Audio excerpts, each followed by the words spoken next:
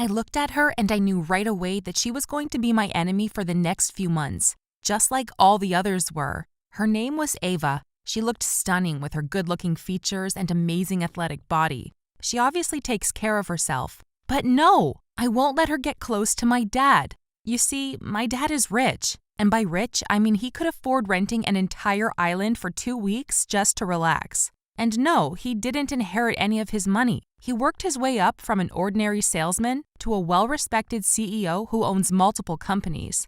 That's why I'm very cautious about the women who approach him. Gold diggers are everywhere, and if I don't pay attention, one of them might seduce him and get half of his money. Or worse, she might kick me out of the house if they fall in love and get married.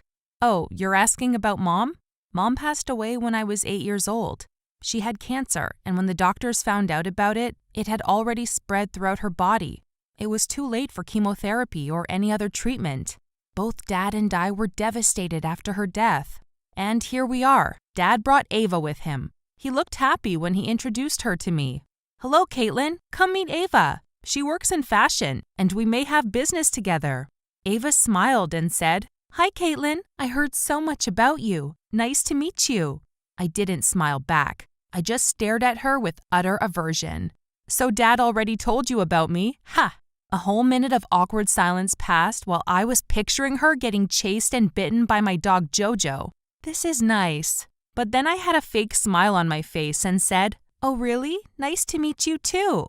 Ava could feel that I didn't like her, but she didn't comment. Dad saved the situation by saying, I think Caitlin is tired. We'll be in the office. Dad and Ava left me standing in the living room. This was the first time Dad brought someone to the house. I usually meet them at his company or at the parties he hosts for his employees, but not in our house, not where he and Mom used to live. I went to my room feeling anxious. I need to find a way to push her away. Back in the day, I used to steal Dad's phone when he was sleeping, unlock it, and send his girlfriends the most horrible messages and then delete them.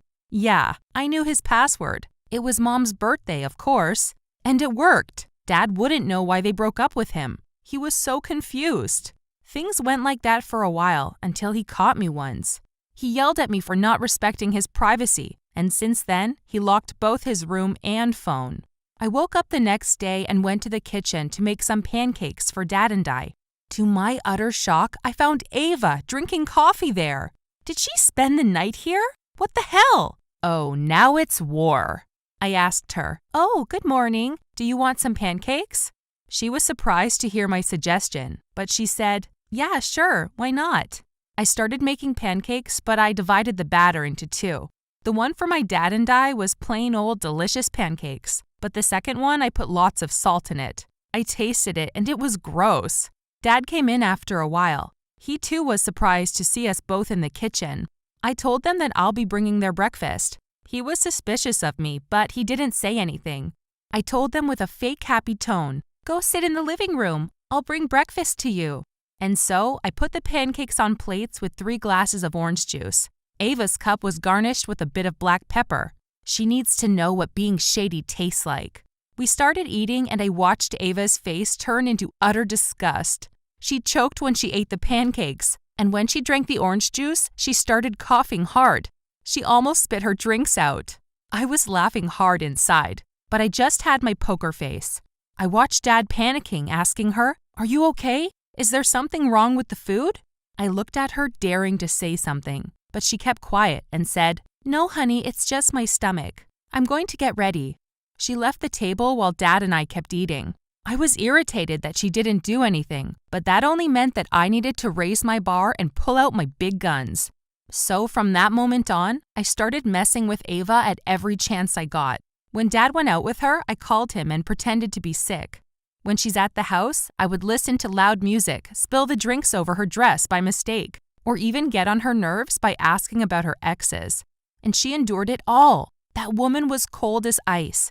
So I had to go to plan B, which was stalking. If I wanted to get rid of her for good, I need to know her secrets.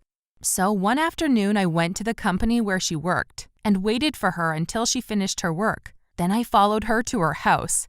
And wow, she was rich. 2 luxurious cars were in front of her and a big pool outside.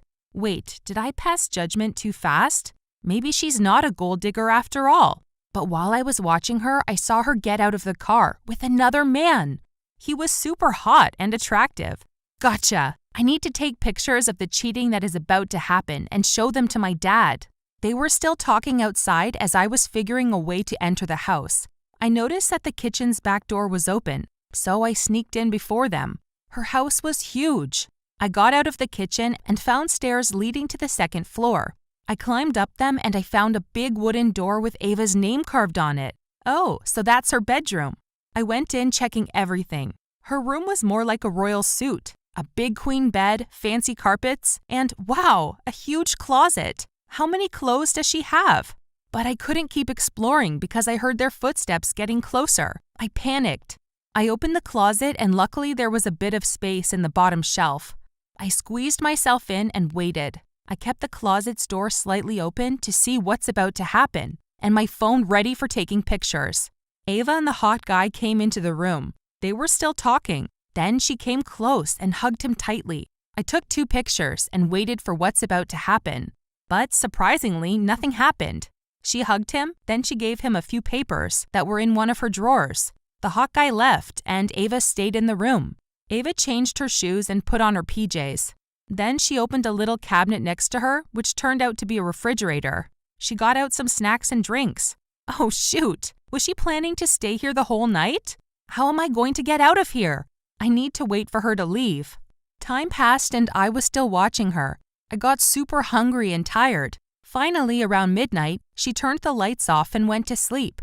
I waited a little bit to make sure she was deep asleep, and I opened the closet to get out as calmly as possible. But just as I was getting my right foot out, I heard a clicking sound. Who is that? I kept silent for a moment, and the clicking sound kept repeating. I went back to the closet thinking it was Ava. She must have woken up or something. But no, the door was opened, and I felt someone walk in. I got goosebumps all over my body as I saw a man wearing all black going in. He looked around and then stood next to Ava's bed and looked at her for a moment. Then he opened the drawers and took out a box, opened it and started taking out everything and putting them in a little bag he got out of his jacket. He's a robber! I started sweating, not knowing what to do. Should I call the police? But my phone went dead a few hours ago.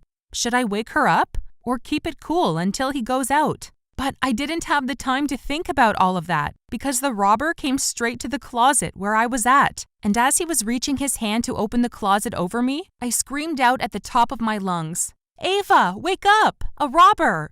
I pushed the door and kicked him. The robber was taken aback by my loud voice, and he fell on the ground. I ran straight to Ava's bed. She opened her eyes, annoyed and confused. I screamed at her, "Get up! You are in danger!" Ava woke up, but it was too late to run away. The robber was already up on his feet coming towards us. He looked pissed. I looked and saw a vase. I held it up and threw it at him. It fell on the floor next to his feet. Ava yelled at me, "Not this one, you idiot! It cost me $2,000. Really? Right now?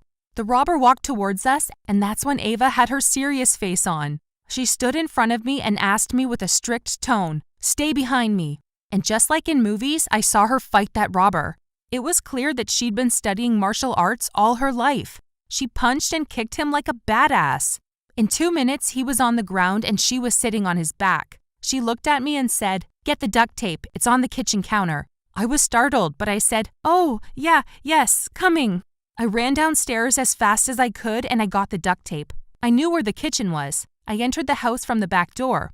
Ava tied his hands and his legs so we couldn't move. Then she called the police who arrived quickly.